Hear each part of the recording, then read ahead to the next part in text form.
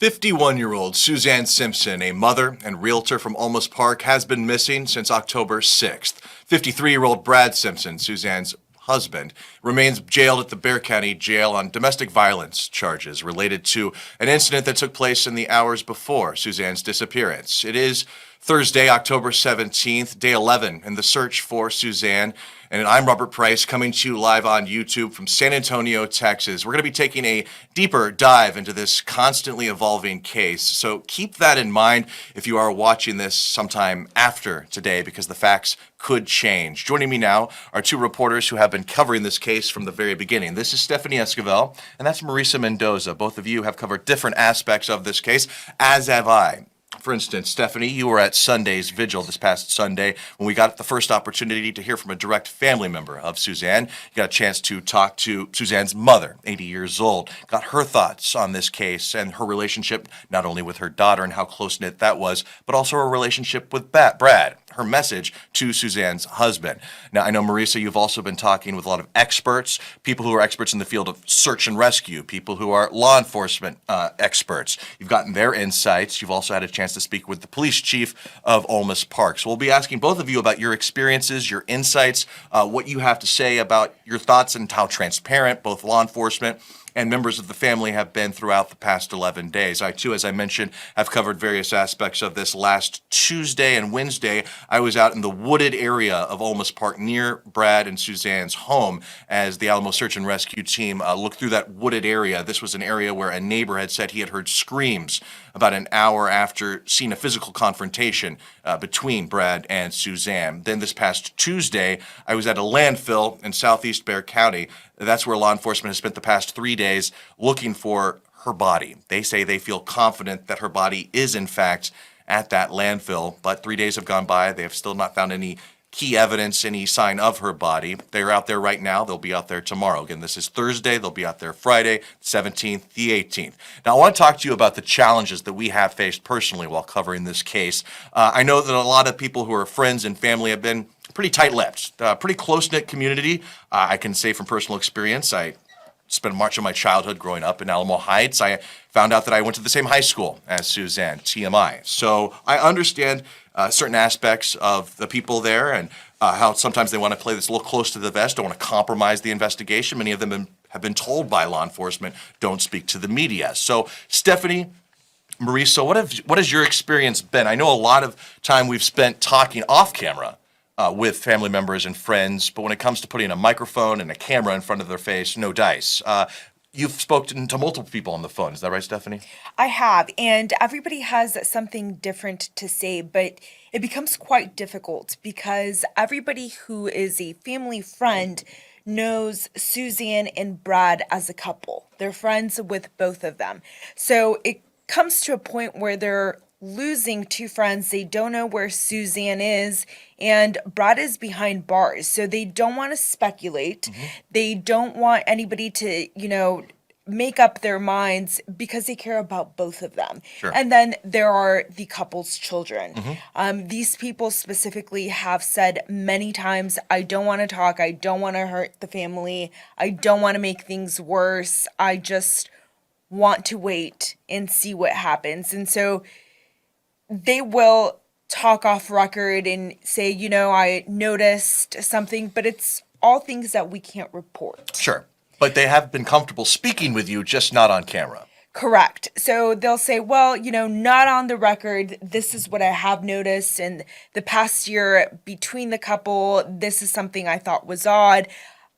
But again, we can't go on record with any of it. And as a journalist, you just kind of have to take those things in and keep them in the back of your head to see if anything later down the road starts adding up. But it's nothing that we can tell the public. A lot of people might be watching this and say, well, just let this family grieve, leave them alone. They don't owe you anything.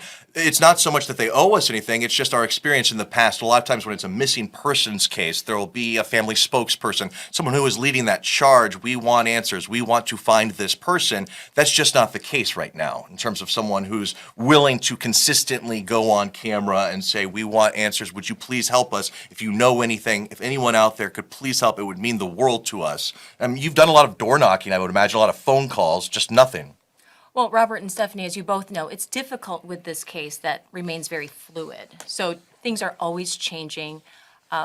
Evidence is always being uncovered. And I think law enforcement is trying to be as transparent as they can be. However, they don't want to compromise the integrity of the case. And we all know that that's very important for whomever may be responsible for Suzanne missing, for her being at the state where she is. With that said, yes, we've spoken to a lot of people, we've spoken to neighbors, and they remain very tight-lipped and very protective of the Simpson family, for Brad and for Suzanne and for their children, their youngest being only 5 years old. So we respect that. We try to give them their space, but yet let people know that we are trying to stay on top of it. We're trying to let the public know what law enforcement is giving to us, but there's only so much information that we can release. And another motive for us in terms of, well, why do you want to speak to family members? Why do you want to speak to friends? It's an attempt to humanize Suzanne, to let people know this is who she was. This was her job. This was her role as a mother.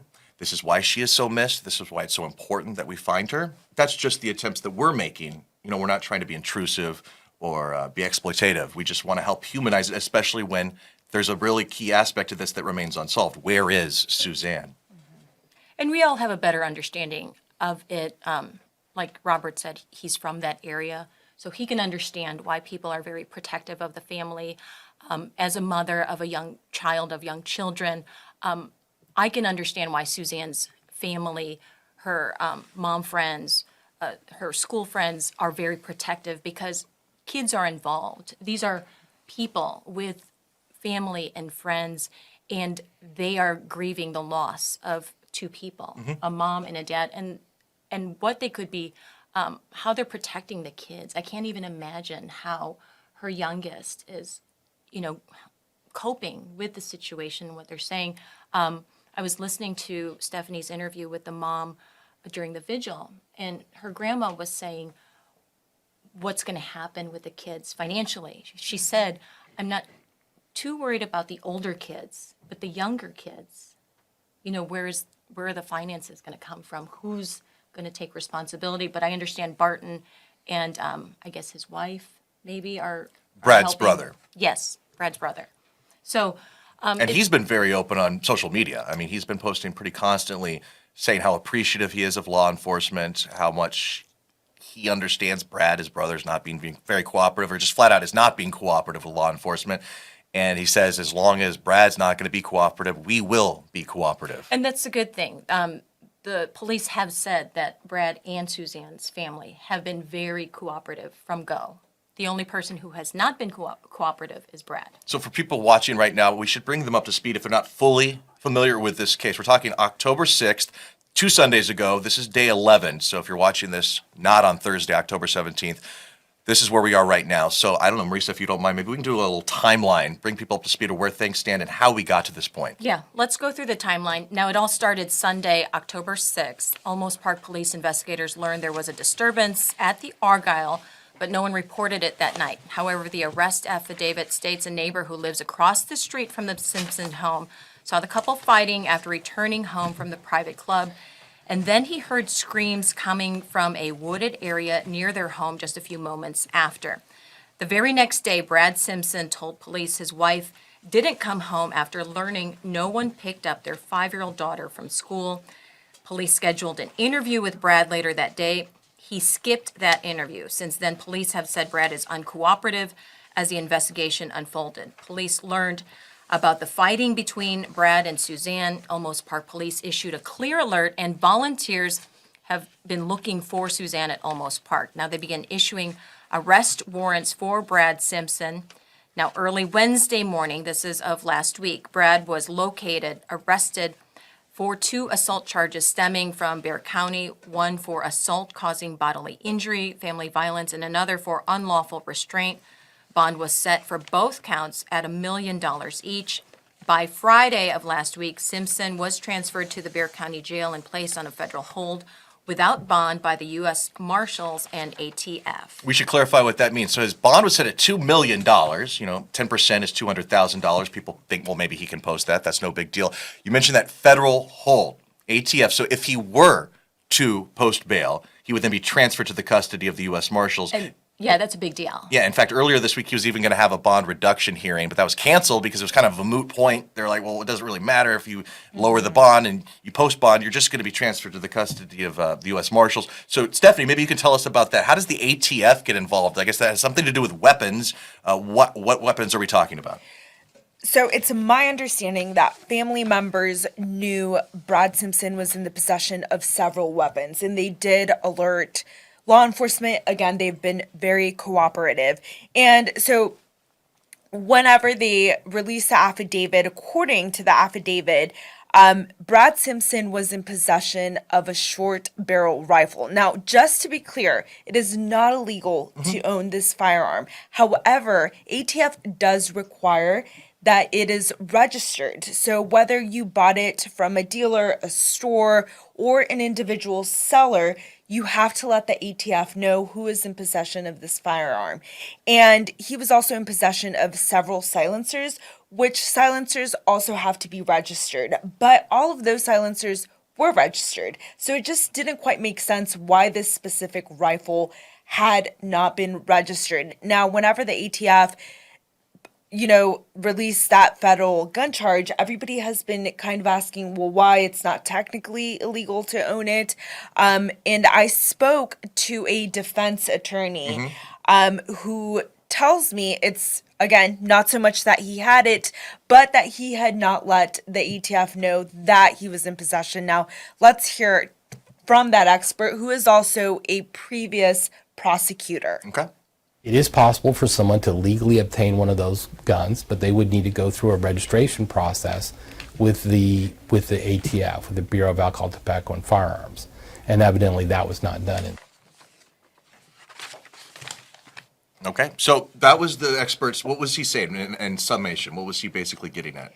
Again, he was letting me know that Brad technically, could possess all of these firearms and all of these silencers, but the ATF takes it very seriously. They want to know where these weapons are, and it's mostly because they want to make sure they're not in the hands of someone who is dangerous or who is acquiring these weapons because they want to harm someone. And let's just add, Brad faces that charge, and he could face up to 10 years in jail and up to a $250,000 fine if he is convicted. This has nothing to do with Suzanne. This has nothing to, this is just a separate charge. So this is how much law enforcement wants to keep him in jail. And I guess get him for something. Right, that's correct. And, Bloomquist also told me that it doesn't matter who you are. If the ATF finds that you have a weapon that needs to be registered and is not registered, you will be prosecuted. So it has nothing to do with Suzanne's disappearance. Where Bloomquist speculates that Suzanne's disappearance will have a role is when he gets sentenced, right? So if they haven't been able to press other charges or gather evidence enough to sentence him for a different crime, he did say that he speculates they are going to prosecute him to the full extent and go for the 10 years in prison, which is the maximum charge. All right, let's go back to last Sunday's vigil, the candlelight vigil. Tell me a little bit about it. You were there. It was an opportunity. Yeah, we're hearing a little sound. We're watching it right there. This was an opportunity for you to observe as they prayed for her safe return, a chance for you to possibly, walk up to some friends, talk to them, get their insights. You ultimately ended up speaking with Suzanne's mother. How did that come to be? Did you expect that? Was that a surprise? And once you did start speaking with her, what did you learn from her? It was a complete surprise. When I first got there, I spoke to the organizer, who again was a friend of both Suzanne and Brad, and he told me that he just wanted to get their family, their loved ones together for prayer. It's been a difficult time for the entire community, and I just very respectfully sat and watched. I didn't want to be in, interviewing everybody. I understand that part of the reason they're there is to grieve. So whenever the vigil started, the organizer did point out that Suzanne's mother, Barbara Clark, was in attendance that night, and so was her sister. And, once the vigil started, Barbara did get up to speak during the vigil, and I instantly knew that following the vigil, I was going to approach her. But again, I wanted to do it very respectfully. I wanted to make sure she was comfortable, and I didn't want to ask questions that would upset her. Once the vigil wraps up, I, discreetly approached her and I asked if she would be willing to talk, and she was open to it. Now, the questions I asked her, I basically wanted to know what she knew about Suzanne's disappearance this far and what she speculates could have happened. Now, she was very open. She did tell me that she knew about prior confrontations that Suzanne and Brad had, and she was worried for Suzanne and was going to ask Suzanne to leave. So let's hear what she had to say. Suzanne and I had an opportunity to talk an hour before a lot of this has happened, and I don't understand why and what happened, and I hope someday I'll be able to understand the situation. Well, I came up with an alternative plan for her, and I hope that she'd move in with me and have her little toddler go to the elementary school in my neighborhood. I never got to tell her the plan. So this was imminent. Like, this was coming to a head, and she was developing a plan. Never got a chance to tell her daughter about it. Right, and she had told me that initially the reason Suzanne had reached out that day was she was going to ask her to watch her youngest while they went to this party. She ended up changing her mind, and she also admitted to me that Suzanne had called her later that night to tell her that she had been in an altercation with Brad and her wrist and her back were hurt. Now, I don't know the extent of that altercation, and I don't think she knew either. So I think the most shocking revelation that came from that interview was that Suzanne's mother, Barbara, told me, I know and I can feel that Suzanne is not alive. And I knew the minute they called me from the child's school that Suzanne had not picked them up, that was the moment that I knew Suzanne was gone. Well, she also said something to the effect that they talk so frequently that this amount of time would never go by without hearing from her. Right, and she did say that for a few days she thought, well, she could be at a friend's house. That would be normal. Maybe they had an altercation and she just doesn't want to come back home. And that's what she initially thought. But she said as time went on, they spoke so frequently. When Suzanne didn't reach out to Barbara, Barbara knew something was wrong, because whether Suzanne was in hiding or whatever the case may be, she would have reached out to Barbara by then, and so far she hasn't. Two other comments I remember her saying that stood out to me. A lot of references to alcohol. I believe she made multiple references to alcohol. Maybe Brad drank too much that night. She kind of was like giving him excuses to maybe own up to it, remove some of that culpability. Hey, I was drunk. This is what happened. I'm sorry. And she also said, if I'm not mistaken, that she wants to remain friends with him? She did. So she told me that she would like to sit down with Brad. She wants to ask Brad what happened. And her biggest fear, what she speculates happened, is that they both maybe had a little too much to drink. They were at a party. She does know they were ingesting alcohol. And she told me this is not regular behavior from Brad. This is not part of their lives. It's not something that happens frequently. They're not always getting into fights or things of that nature. So she speculates something out of the ordinary had to happen. And she said she would like to visit with Brad. She wants to ask him face to face what happened. She did tell me that she respects him and she thinks that he is a good father. And she, at the time, told me she was planning on staying friends with him and trying to be there for him in whatever way she could, but she just, more than anything, wants to know the truth. Can we touch on one thing? So I find it very interesting. I found it very interesting when you did the interview how calm the mom remained. And she had mentioned in your interview that she's their family is of very deep faith. And she relied very much on her prayer group that she belonged to for decades. I thought that was beautiful.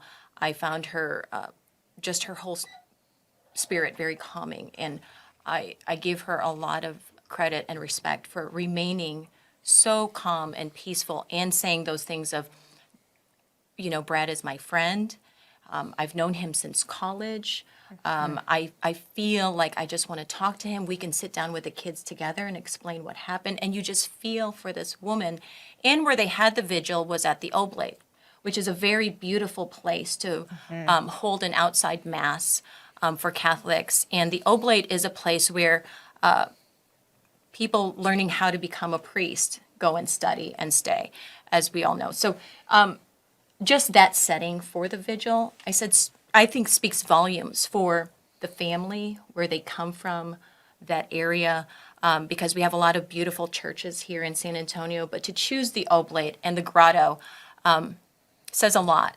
And I think the family really wanted to present this vigil in a beautiful way and pray for Suzanne in that way. And I can tell you, being there, the sense was so calm. I never felt any tension of any sort. It was just prayer. That is what they came together for, was prayer. And again, Barbara told me, you know, I'm trying to stay strong for the kids. They need someone, they need me. And she told me her biggest focus was trying to get them through this tough situation, because not only do they not know where their mother is, but their father is gone too. Now, correct me if I'm wrong, but I got the sense that this was really the first open acknowledgement and acceptance that Suzanne is not alive. Is that the sense you were getting from the people there?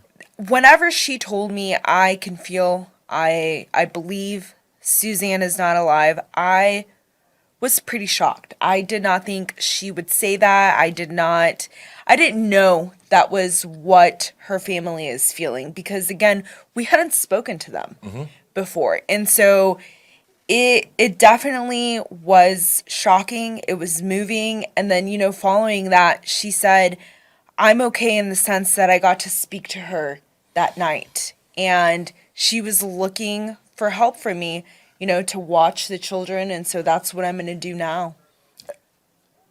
Well, I just wanted to add, you know, we've been to the neighborhood, and we've been there when some of their family members have visited the home to probably pick up clothes and things for the kids.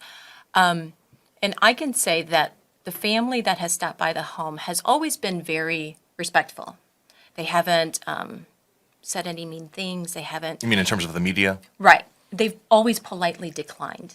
You know, they've waved to us. They've said. I mean, we should just be frank. The three of us have been in this business a long time. We've encountered very ugly things. Hostile environments. Yes, yeah. You've Yeah. gotten the finger a few times?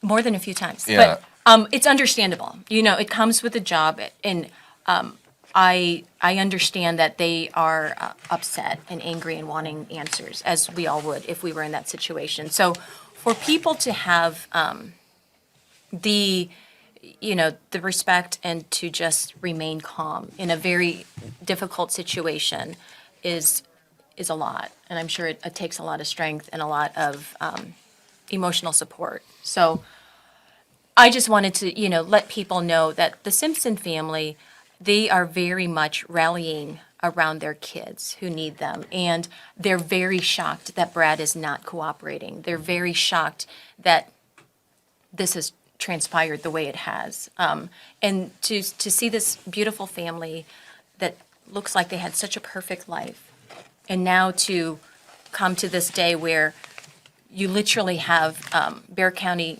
Sheriff's Office cadets and San Antonio police cadets sifting through pounds of trash. It just breaks your heart to see that this is how a story may end. This is the last moments that their children will see and have to say about their mom. I mean, it's awful. It's just, you sit out there and you wonder, how did it come to this? And that's probably obviously what the family is thinking. So a lot of us don't have a lot of expertise when it comes to sifting through trash, what that entails. You've tried to get some insight into the process by speaking with search and rescue outfits, Texas Search and Rescue. What have you learned from those conversations? So they've told me that it's hard for cadaver dogs, if they do decide to bring them out or ask them to come out to those areas, because there is terrible things at a landfill, chemicals, metals, needles, things that could harm the dog. So if they do bring those types of animals out, it's going to be in a different area, in a location where the dogs can be safely sifting through it. But so far, those haven't been called in. Yeah, I mean, they basically take it from the landfill, they get the excavator, they put it in the back of the dump truck, then they take it to another area, and they start sifting through the trash and looking for any evidence. So far, they have not found any evidence, but they say that data made it impossible for them to ignore this site. They say they feel confident that they will recover Suzanne at this location. The chief of police for Olmsted Park says so. Texas DPS, Texas Rangers leading this search, but as you mentioned, Bexar County Sheriff's Office, San Antonio Police Cadets, they're out there. We're looking at video right now. We had our drone cam up, getting a bird's eye view of the process. They're going to be back out there. They're out there right now. They'll be back out there tomorrow. They're going to be this is going to be an exhaustive search. Cyber Bob, any questions we want to get on the air before we head out? A lot of people are asking is, how do they know? Was there GPS or something that led them to this area? So they've been pretty tight-lipped. They did have to obtain a search warrant to search this landfill. That search warrant has been sealed. They have the ability to seal it up to 31 days, I believe, if they feel that releasing it to the public might compromise the search. So we don't know what led them to, other than the statement given to us by Fidel Villegas, the police chief for Olmsted Park Police, saying that interviews, statements, evidence, and good police work led them to this landfill. And let's point out that police have his truck. They have Brad Simpson's black GMC truck. So one of our reporters, Destiny Fuller, had interviewed a retired FBI agent, I believe, and he believes that maybe they use the GPS system in the truck and use some triangulation system where it backtracked basically the truck on where it went, and maybe it stopped by a dumpster. That dumpster led them to, where does that dumpster go dump its trash? Possibly the landfill. So here we are. I don't know. That's just speculation. But I think his truck may have something to do with them backtracking, trying to figure out where that truck has been in the past few days, and then which led them to here, which also was probably search warrants of different properties in Bernie, their home. Who knows? Who knows what DNA may have been found in the truck? Again, that is Suzanne's husband, so there is DNA in the truck, but there technically shouldn't be blood. If there is. I'm not saying there is, I'm just saying they have the truck, and they have not released what evidence they found from the truck. Mariza, Stephanie, just to give you a sense of how complex this case is, we had devised this rundown, as we call it, of all the topics we wanted to hit on during this YouTube program that we're putting together. We're about halfway through, and we're already going to have to wrap up. We've already gone 30 minutes. That's how much we've had to talk about, and we're just going to end it here. This is constantly evolving. Any final thoughts, though, before we do end this, in terms of your reaction to the interest level in this? You were on Nancy Grace. This has got national headlines talking about the ins and outs of this case. Does it surprise you? What was that experience like? It doesn't surprise me that at the national level, this story has gotten a lot of attention, simply because of how Suzanne Simpson appears, the family that she created, the family that she came from, the neighborhood that she lives in. It's beautiful. Her home, her community. It's also not surprising simply because a mother just doesn't turn up missing for no reason. A mother who is in constant communication with her own family. She has young kids. She's involved with the children's school, the community. She's a realtor, so she's very much involved. You saw her Instagram page where she was putting videos of her standing in front of homes for sale? Right. So that's not, it's unusual. It's unusual. I want to say my final thought is I don't think it's specifically who she is, where she comes from, the neighborhood she lived in. Since I've been here, I've also covered the Soto Guerra case. She was a pregnant teen. Her and her boyfriend, disappeared. They were later found dead in a car. that got equally as much attention, and these cases are vastly different. I think what is drawing people in are the speculations of what could have happened. All right. And one more thing. Sure. No, I just please. wanted to say, another interesting case that's similar to Suzanne is the Andreen McDonald case. Absolutely. She was a wife. She went missing. Husband was an Air Force major. Beautiful life, too. Beautiful woman, beautiful couple. He was convicted for her murder. He had burned her in their backyard. So that also got a lot of attention. Up to the lesser charge of manslaughter, I believe, a much more minimal sentence. Got 20 years for the manslaughter, but people wanted, or a lot of her family wanted to see him get convicted of murder. So Yeah, but absolutely. I mean, that was a very complex case. Her remains, I believe, were found months later. right. Put it back in the headlines. It's difficult. It's difficult to say why people gravitate to certain stories. We don't know. Well, this was an experiment. This is the first time we've done this live on YouTube, a debrief, a chance to get a status update on where things stand with this case. I'm sure we'll do it again sometime soon. As we mentioned, this is an ever-evolving case. They're currently searching a landfill in southeast Bexar County. Where is Suzanne Simpson? We'll stay on top of this, but for Mariza Mendoza and Stephanie Esquivel, I'm Robert Price. Thank you so much for joining us.